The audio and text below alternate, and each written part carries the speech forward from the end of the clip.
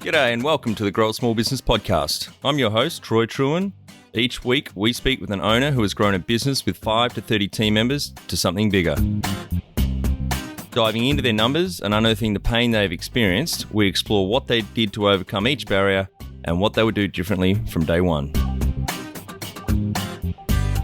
Let's get into it.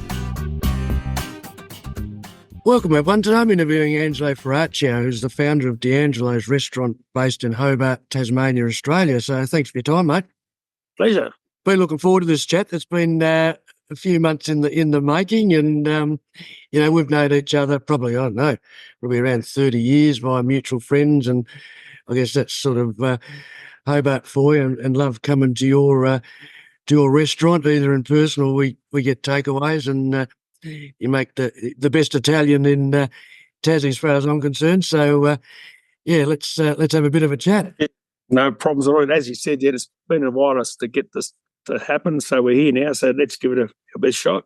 That's it, mate. So to tell our audience a bit about yourself and your business.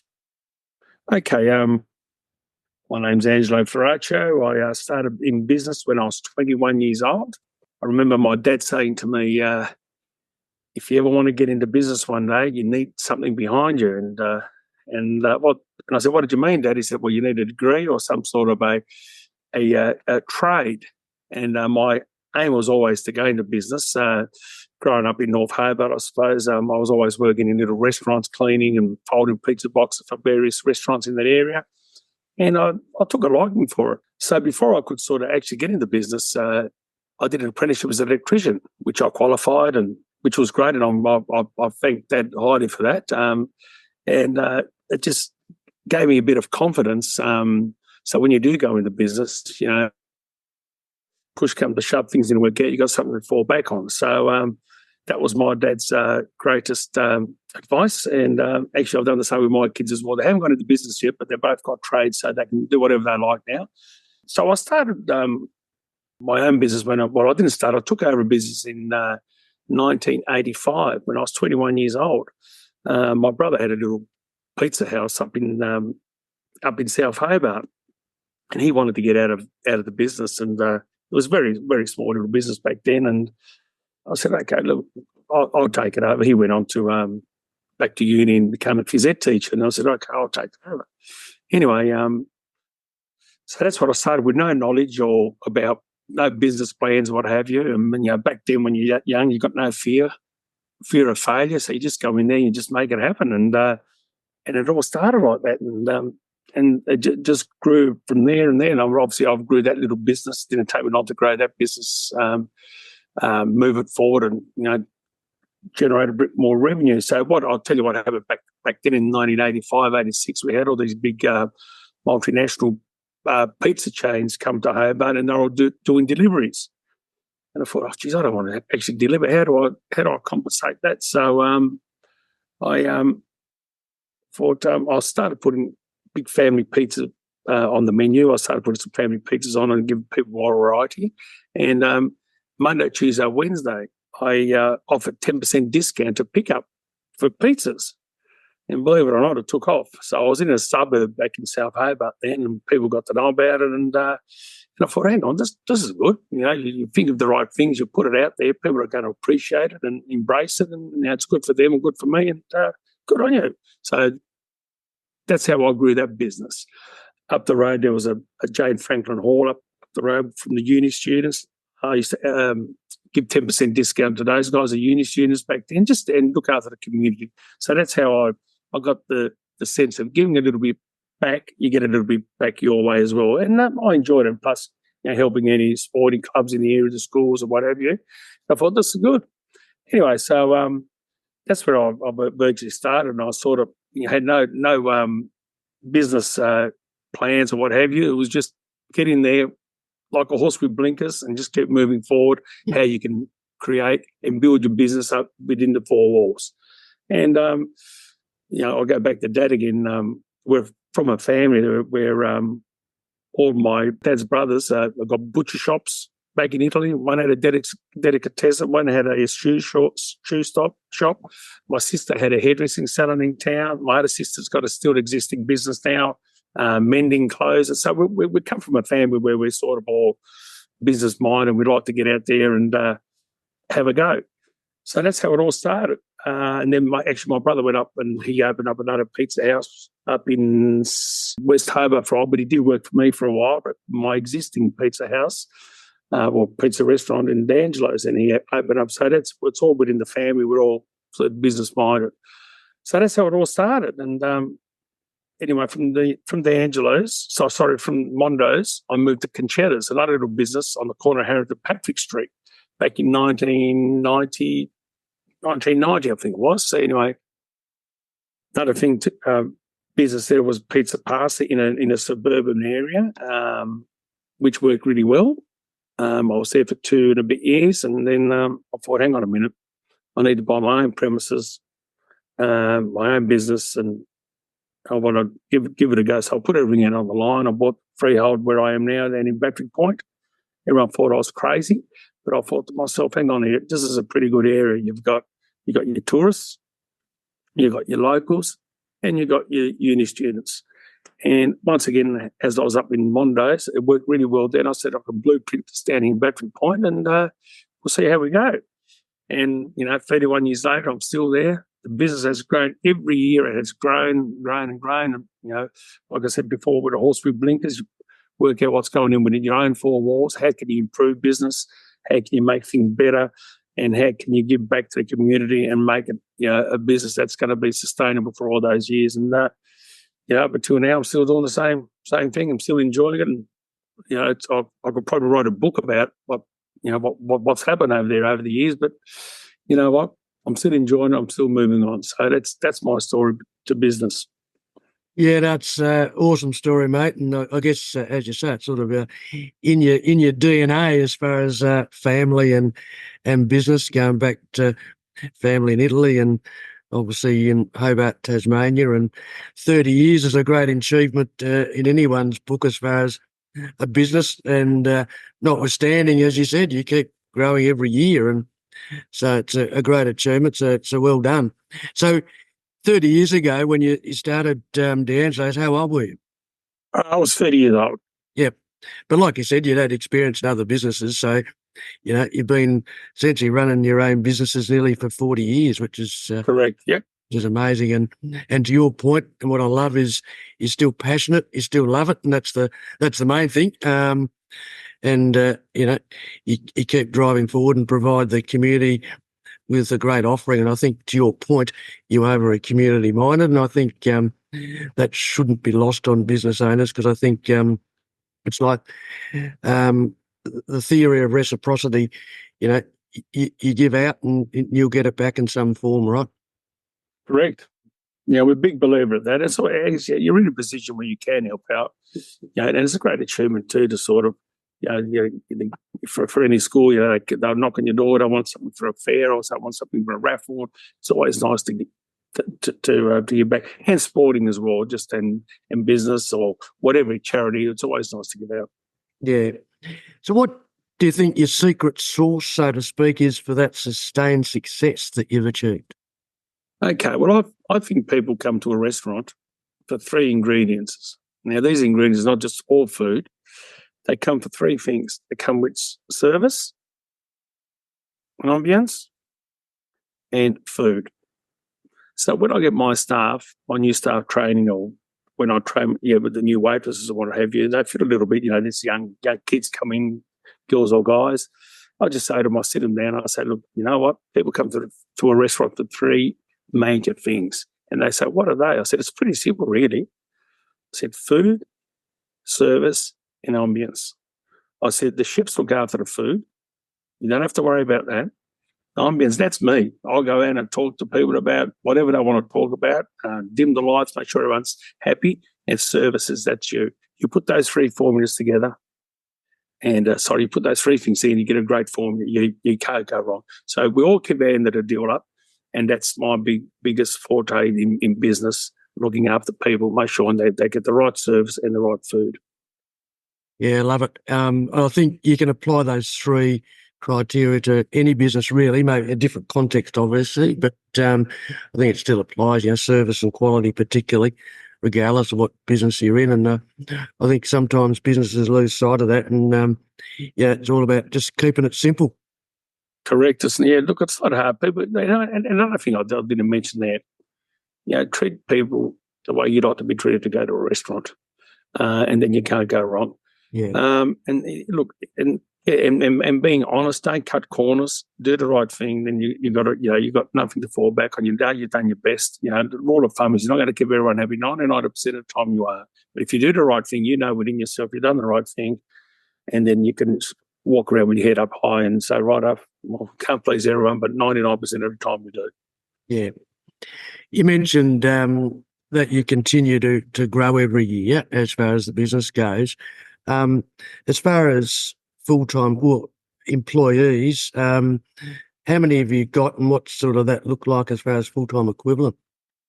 Okay, we got roughly about 14 full-timers plus, another 40 all up, and then another 20 odd staff. So you could probably say 20 full-timers if you put all the hours together with the casuals. So it's a pretty big business. When we first started, we had about 5 or 6, and now we've got 15 every night that are working during service. So, so I didn't think it was going to be like this. And but you know what, we just kept moving forward and learning as we went, and it just got bigger and bigger and bigger.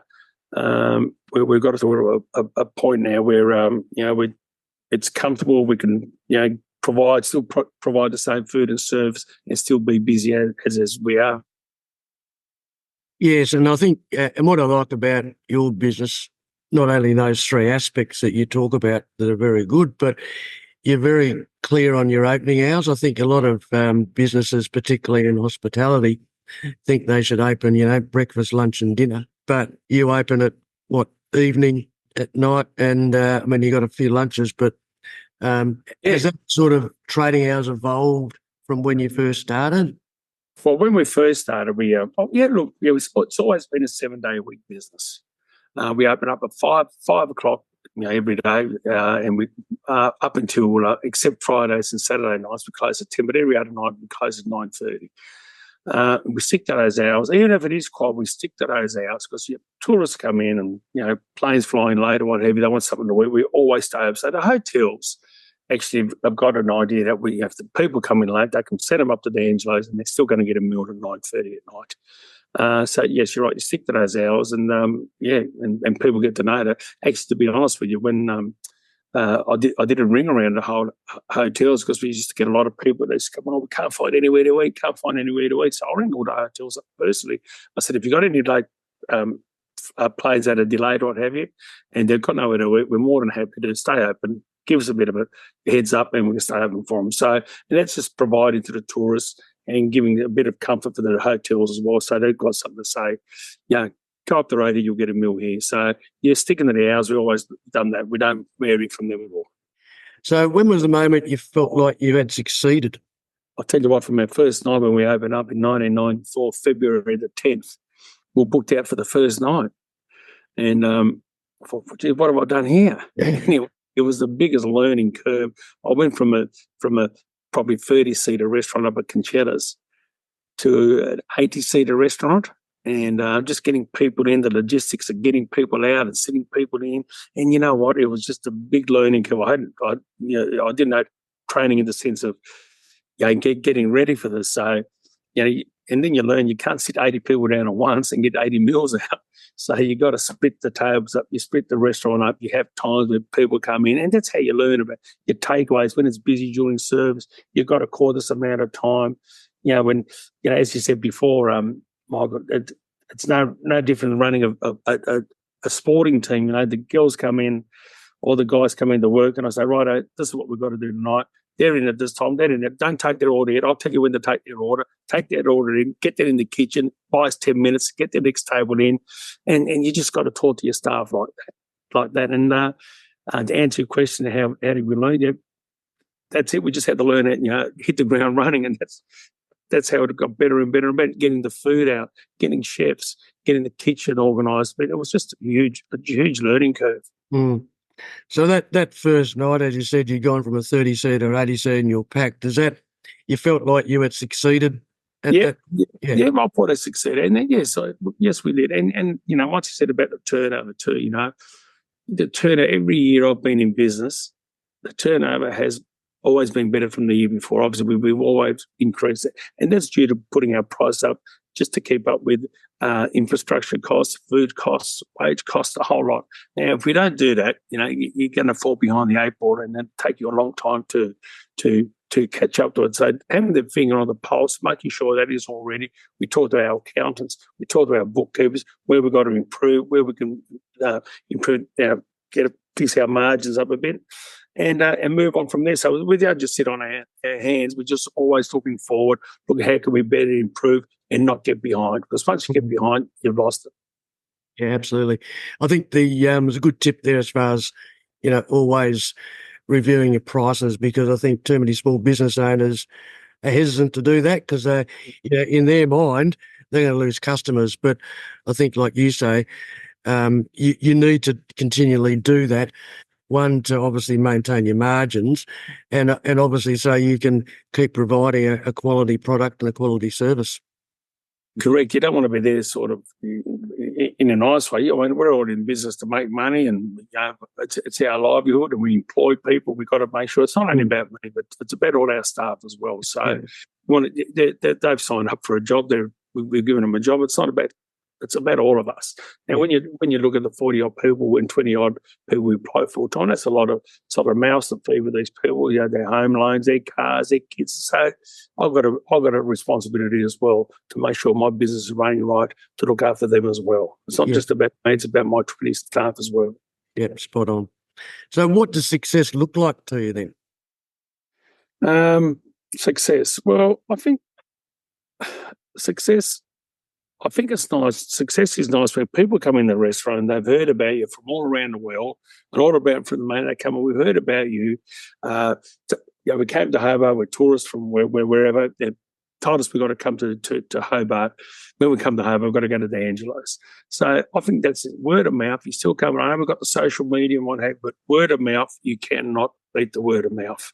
Only the other day, I had some people in from from Brisbane. And they said, we're going to Hobart. They said, you must go to this restaurant. And then they land in Hobart, and everyone says, where are you going for dinner tonight? We're going to the Angelos. They go, that's a great restaurant. So everyone we hear would talk to, recommend we go to the Angelos. And I think that is success. And not just me, it's the whole team at the Angelos. So we strive to be our best all the time and give people what they want. That is good service, food, and ambience. Yeah, I love it. So what's the number one thing you'd recommend to marketing a growing business? Okay, marketing. Well, as I said, I'm not much into the social media and what have you. I'm a bit old school, but I've come off the bat of just learning as I go. But marketing, the social media, well, what I was going to say, fortunately, that's a way of getting it out there. I mean, obviously you got your TripAdvisor, you got your Google, and for your reviews on that can be good and that can be bad. So but that's a big part of it now. But like I said before, word of mouth for me is my number one. Still of the getting it out there that a business is good or is bad or what have you. Word of mouth for me is still the number one tool that gets a good business out there. Because the old saying is, good news travels slow, bad news travels quicker. So, and unfortunately, that's just still the way it is. Yeah, I think it just gets amplified with social media. But I think, as you say, like a lot of industries, word of mouth, it's simple but can be so powerful. And essentially, that's just delivering, in your context, on those three key: service, ambience, and food quality. So you continue to do that every day, every week, every month, then the word of mouth follows. Yeah, exactly. The old saying, Michael, ain't broke, don't fix it. Just keep doing what we're doing. And obviously, we take any criticism we take on board, 100%. And I'd rather people tell me, and a lot of people that become these keyboard warriors, they come in for a meal, they weren't happy with it. No good going home and giving it whatever restaurant a bad review. How can they fix it then? Yeah. My view on that is, if you've got a problem, tell the operator or the manager of the restaurant, give them the opportunity to fix it. They choose not to fix it and they'll be rude and stubborn about it. Well, go home. Well, that's a different story. But give these businesses a small opportunity, because I'll tell you what, it is a tough gig out there for small business these days. And, as I said, I've been around it 40 years now, and I'm going to use that old COVID word. Since COVID, we were the hardest hit industry when it came to start. Everyone left our industry. And it is only slowly getting a bit better now. Up until now, it's 3 years ago. So, they give the people an opportunity. If you go and get your car serviced and you go home, there's something wrong, you ring them up, they'll fix it up. Yeah. And give the people an opportunity to fix the problem up. That's my view on that. So but that's what I mean. Social media can go the opposite and be real bad in that way. Yeah, totally agree. So over the years, have you required any funding for your business of any description? You know what, Michael? We haven't. Like once I said, I'm old school. When I bought the business, it was an existing restaurant. It's still got 30 years ago, I've still got the same chairs when I bought it. But hang on a minute, they're the most solid and strongest chairs. I've recovered them about 4 times, but you can't make it. So what I'm trying to say is, I'd only improve something once we get a little bit money in the bank. We'd buy new ovens, we'd buy new plates, and that's just the way. Look, we probably could have easily borrowed money to do, when it came to running the restaurant. Actually, we did do a renovation where we borrowed some money. It was very minimal. We had most of it, but other than that, it's always been self-funded by the business. Yeah, no, a good position to be in if you can. It is, yes. So if you're going to start up today, so with plenty of funding, not that you've required much funding over the journey, would you go into your industry again? You know what, Michael? I think you get one chance at it. I think, and I like I said back then, I had no fear of failure. I just went for it. I didn't worry about what about if it doesn't work. What about? I didn't even cross my mind. Today, I think you're going to get one chance. As I'm a bit older, when you're young, you've got no fear. Would I do it? It is a very tough industry to get into at the moment. A lot of people are hurting out there because of staff and things have gone back to normal in Little Tassie. We sort of caught up with the rest of Australia during COVID. People were travelling within Australia. We had a lot of people coming around spending money. The government was handing money out left, right, and centre. But unfortunately, we've gone back to normal now, and it's going to be tough for the next couple of years. So would I go in? Probably no. I probably wouldn't. But if my advice would be on anyone wanting to go into business, please buy an existing business. The infrastructure's there. You could put your little sort of your touch to it and work on it, but starting from scratch, I wouldn't do it at the moment. But that's not to say don't do it, but be very, very, very careful about it, because there's a lot of business that are going to come up, unfortunately. And, you're going to have plenty of opportunities there. Things that the pendulum will go the other way soon, but we just got to sit tight for a while. Yeah. So can you outline the most stressful point in your small business growth journey so far? Probably staff. Staff has always been an issue. I mean, even up until before COVID, it was always hard. It's hard to get the young kids to come into our industry because you're competing with every other industry at the moment. Builders, electricians, plumbers, carpenters. There's only a small pool of kids now that want to sort of become an apprentice.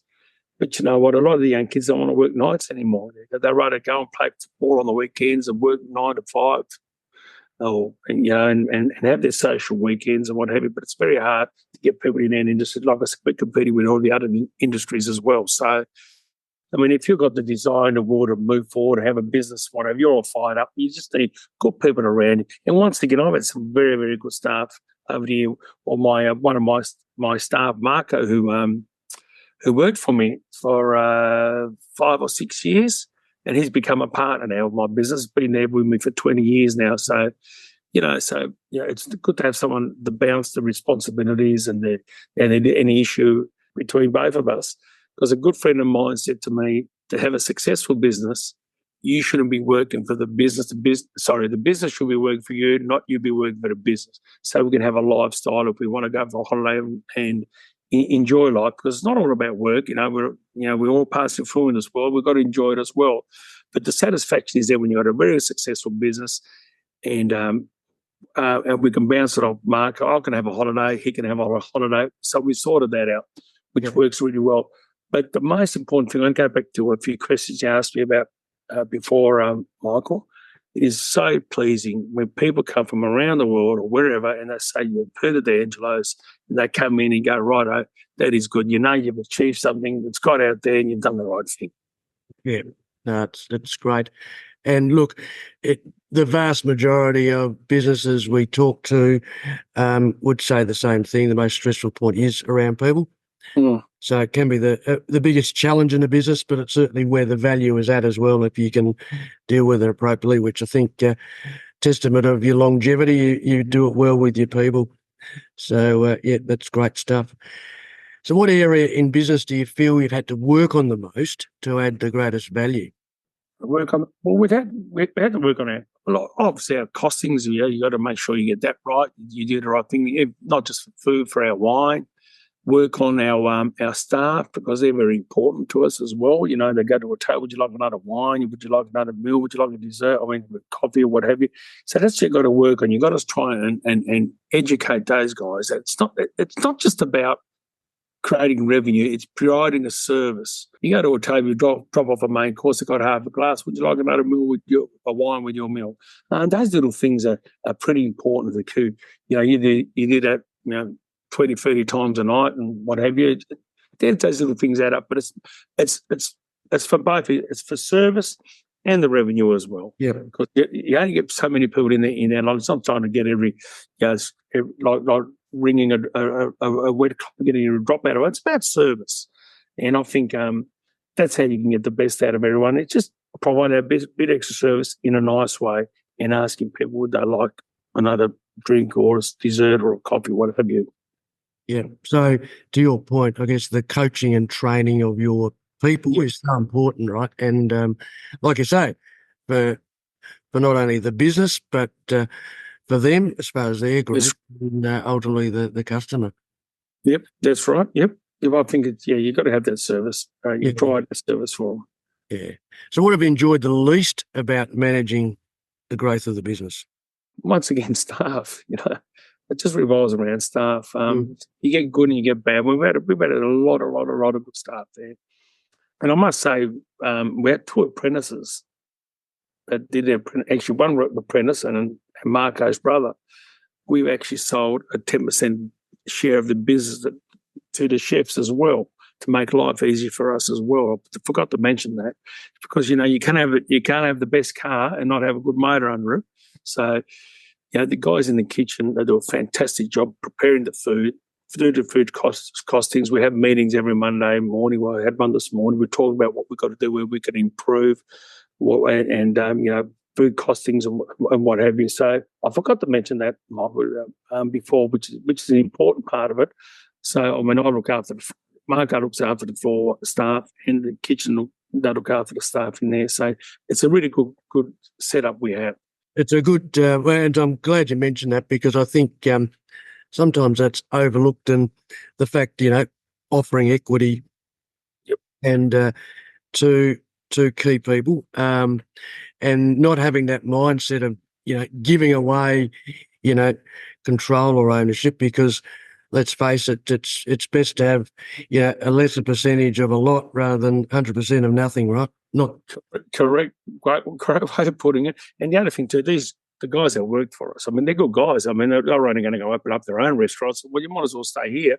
Into, how we run, how we all work together, And, we've been together, Marco and I have been together 20-odd years, and the chefs have been with us probably about 15 years. Yeah, wow. Never once have we had an argument. We discuss, and that's what I made it quite clear. We'd sit down, anything bottling up, and we'd talk about it.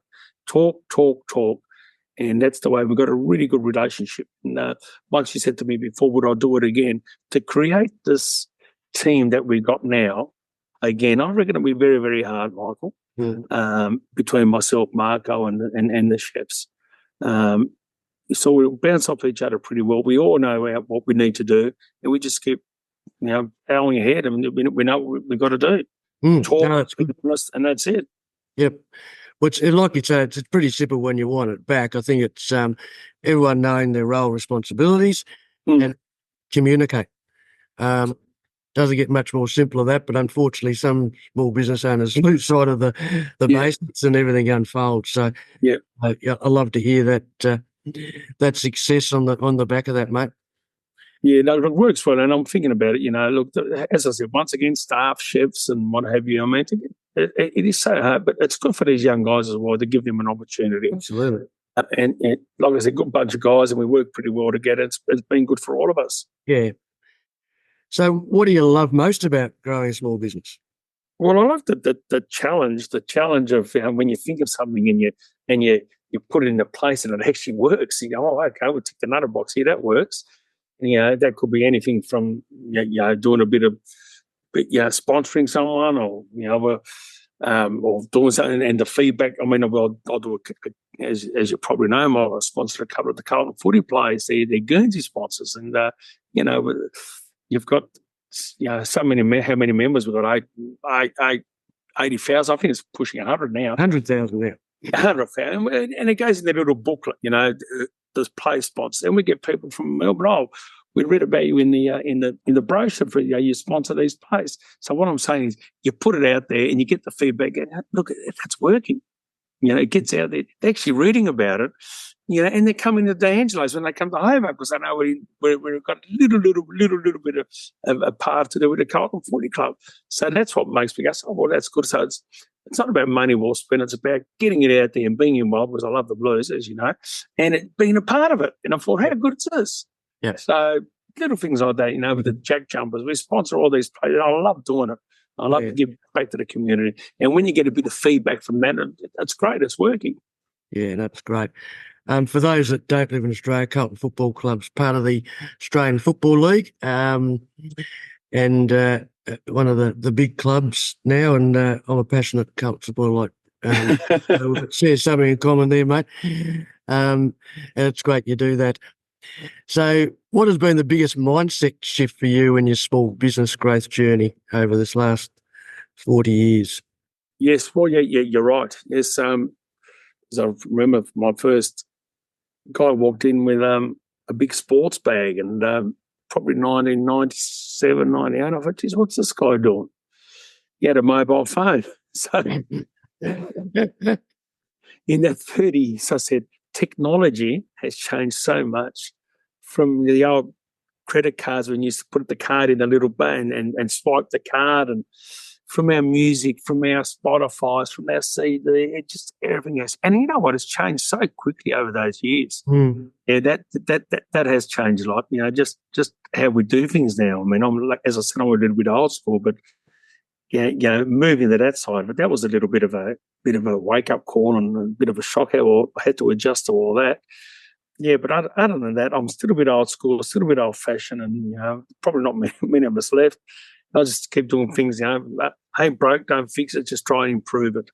Yeah, exactly. Yeah, and sometimes that works, right? So it works for me. Look, I'll probably come to the point in my career now. I'll hopefully another 5 years and what have you, and I'll just keep doing what I'm doing. No good to change now.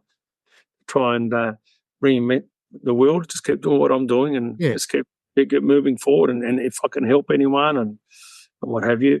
And I must say, I've had about 5 workers that worked for me and that went up and opened up their own businesses.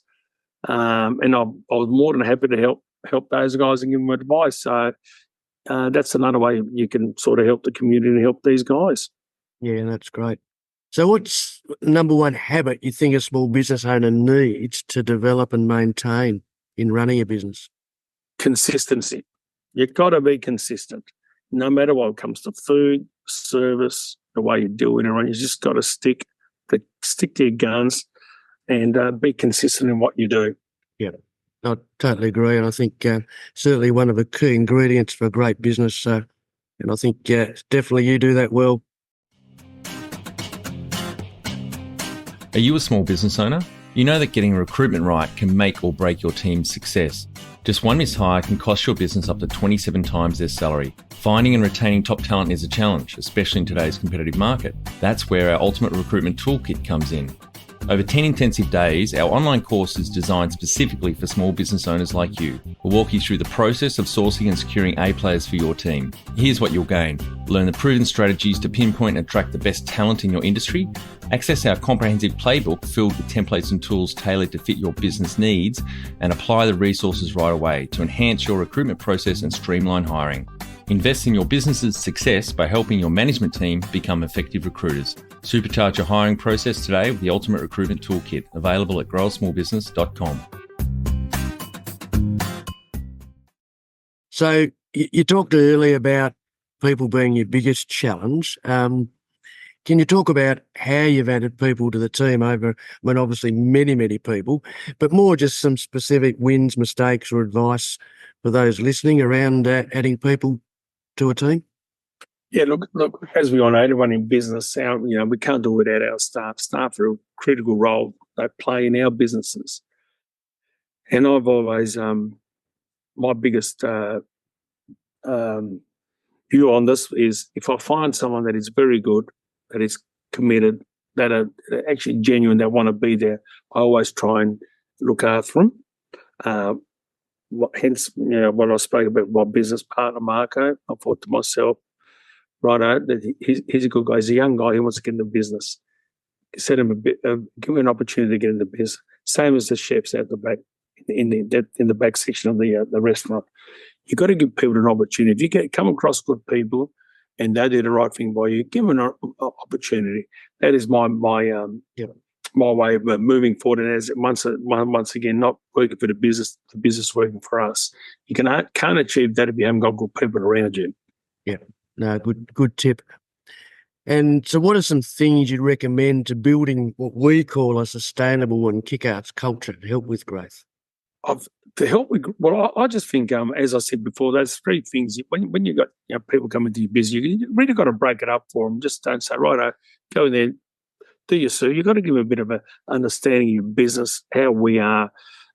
Come and work there for a few days and get the feel of it, if you like it, if you don't like it. And they've got to just fit in and be a part of it. And once again, really point out to it, your job is just to look, to cook.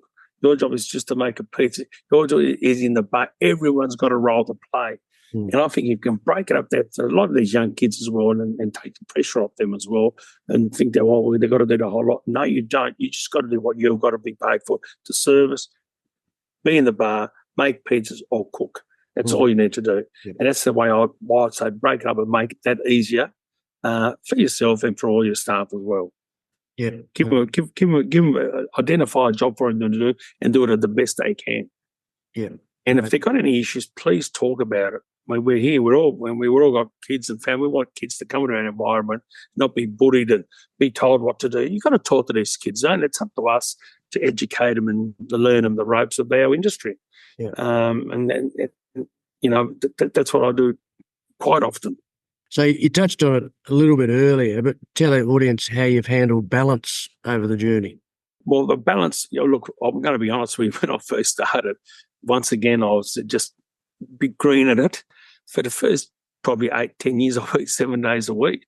And I thought, hang on, what am I doing here? This is not a really good lifestyle for my family, my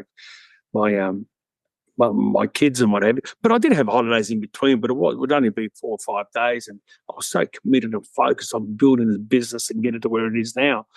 Then as you move, you start to realise and go, hang on a minute, there's more to life than working. And once again, let the business work for you.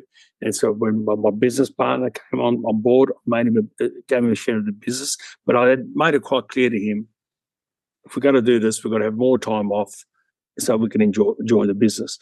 So working for those 10 years, we actually made the agreement. If he came on board, I worked 5 days a week, go away. And now I've got a beautiful balance. Now I've got the chefs in the kitchen now. They did a fantastic job in there. Marco and I at the front there, and we can sort of have our holidays and do chase a few other little projects which I've been involved in as well. So it frees up a bit of time to do other things as well. And knowing your health and well-being is so critical as well, right? Yep. So I like being involved in the gym and keeping trying to look after myself. As the old saying, you only get out you only get back what you put in. So I try and keep healthy and happy, especially in our industry. It can be very, very stressful. So, going to the gym or going for a walk or whatever, it just clears the mind up so you're ready to go for the next day. But it can be a stressful industry. Yes. And like any industry, I mean, if as an owner you don't look after yourself, then you can struggle to look after the rest of your team, right? So correct. Yep. And you learn by example as well too. It's nice to show them that can be done. Mm. So, have you sort of invested in professional development much over the years, as far as, I don't know, books, podcasts, courses, training, or was it more, in your case, just learning on the job, progressing and evolving? Just learning on the job and revolving, doing a bit of reading. That's about it. But look, it's all common sense, Michael. It's all common sense. If it's good or it's bad, or you got to tweak this here a little bit, there a little bit. It comes from experience. That's what I want. But now it does. But initially, when I first started, it's changed so much than 30 years ago or 40 years ago. So, actually, I've learned the ropes as I kept going. Yeah. And over the journey, have you had any mentors or coaches to help you? No. Just kept going. As I said, I learned as I went. Yep. And you did mention, a good friend of yours, sort of many years ago talked about, having that balance right and making sure that the business looks after you, not vice versa. So yes, in that mentor, as a personal one, as a helpful, yes, but nothing to do with, not to do with the running of the business. He sort of came from another round of business, and he just said you got to make sure you do that. Yeah, but I think it's a good point in as far as mentors. It doesn't have to be specifically related to running the business. It could be a mentor, you're right, health and well-being or whatever. And I think that mentors are often overlooked by small business owners, because I think the more people you got around you, as far as mentors, coaches, and people that can, just offer, advice based on their experience, I think often overlooked by small business owners. So I think, like you're saying, if you've had a few people along the journey, by the sound of it, have sort of given you some suggestions from time to time. Yeah, look, I'll answer that again. Look, I always do listen to people, and I like to be around people that have been in business. I mean, I don't sort of answer that question again. They don't actually tell me. I listen, and I take it on board. Yeah. I digest it up in my mind, and then I know what piece to take out, that what's going to help me. Not just in business, in life as well. Yeah. Of course, we all listen to people. And my dad used to say, when you listen to people, zip the mouth up and just eyes and ears open, listen, and go away and think about it. What did you get out of that? Yes, of course, that goes on. Yeah. Good advice from your dad, I reckon, because too many people don't listen well enough in this context and just move on. So. And once again, the old school, it's pretty straightforward. It's pretty simple. Simple. Yes. Things to do. Yeah. So, mate, just our final 5 questions. So what do you think is the hardest thing in growing a small business? Once again, you've got to have your staff that's got to be on the same page as you. You've got to move forward together. Starting a small business is, you need to, look, I reckon these days, you need a little bit behind you. Make sure you know what you're doing, and be ready with your staff and what have you, ready to hit the ground running. That's what I reckon. Be prepared. Be prepared. Yeah. And have you read any business books over the journey that help you in any way? No, I haven't actually. No, not really. That's really. What about any great podcasts or learning tools that you've used? Nothing in that context. Look, I just read a bit of financial stuff every now and then. What's going on in the world with what's moving, what's not moving. But that's about it, really. Nothing that's sort of a small business. Yeah. No. All good. And is there one tool you'd recommend to help grow a small business? Now, that could be, software, or you might have a good accounting package or anything like that you'd recommend.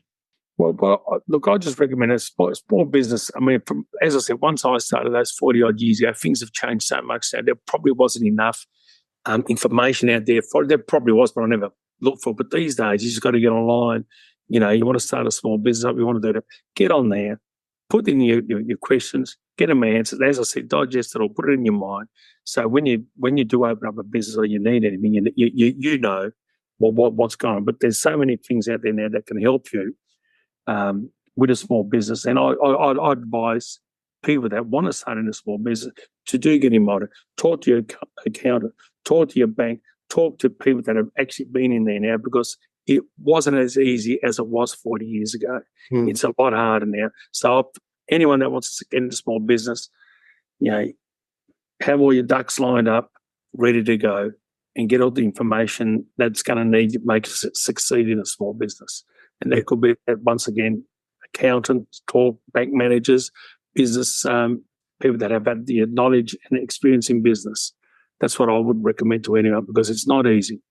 Yeah, no, good tip. And that's exactly the reason, you know, we started to grow a small business many years ago, imparting our experience of growing our own businesses, helping businesses, you know, with nearly 100 years of collective experience. And I guess at Grow a Small Business, we've got a raft of free resources, tools. You know, these podcasts are great learning for small business, to listen to people like yourself. So there's always a few pieces of gold that you can extract that you can your business. So certainly we believe in that very much. So you've just got to be 100% positive, have that gut feeling, and have no fear.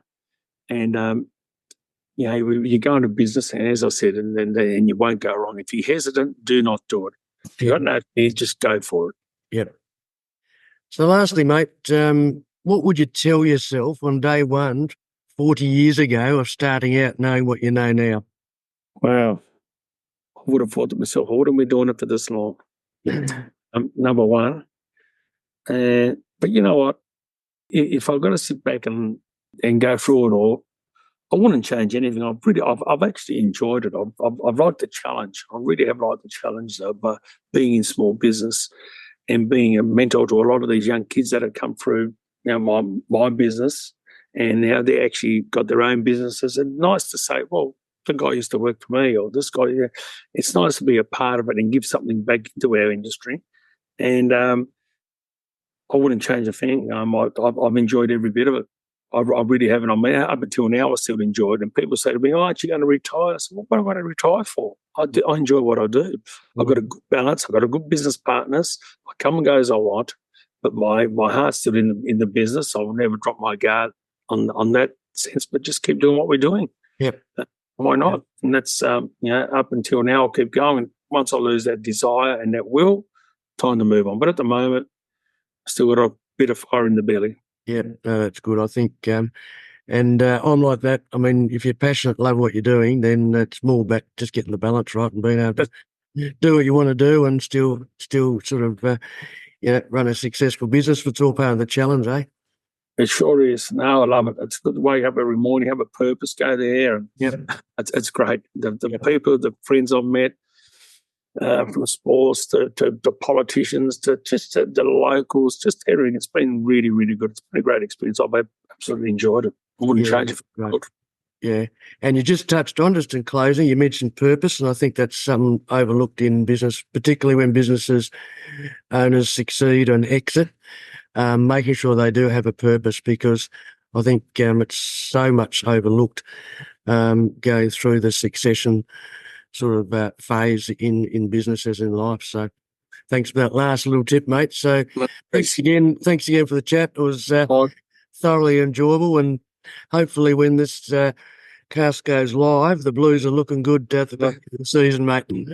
I hope so, Michael, and thank you for the opportunity too. I know I sort of went all over the place. But, you know, like I said, you know, I'm old school. I don't get anything ready. I just come straight off the bat. So what you hear is nothing was prepared. It's who I am. No, that's good. A lot of gold nuggets for listeners from what you've imparted. So good. Just be confident.